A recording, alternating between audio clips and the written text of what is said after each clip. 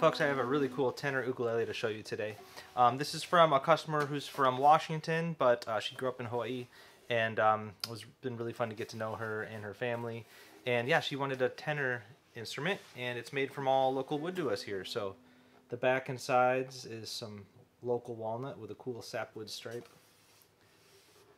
I really like how that looks on the sides. And then Port Orford cedar for the top.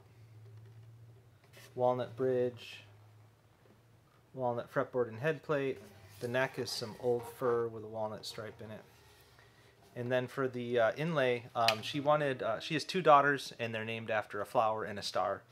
And so we did some research and tried to figure out how we could combine those two. So this flower, I think it's called Tahitian gardenia, or a tiara flower. And there's other names for it too, depending on which island you're on. But we noticed in the when we were researching the flower that the center section kind of looked like a star. So what we did for this is that I cut out the flower, and then Nicole burned the engraving on it with her wood burner. Yeah, and I think it's kind of a cool, you know, rustic handmade little tribute right there.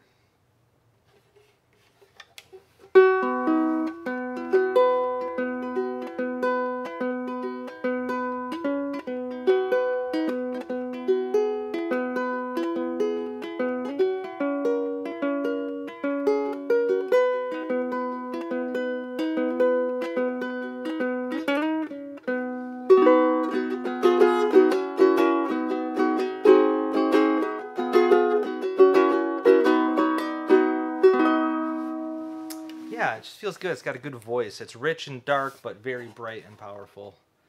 I think Ivalani's going to really like it. So this is number 871.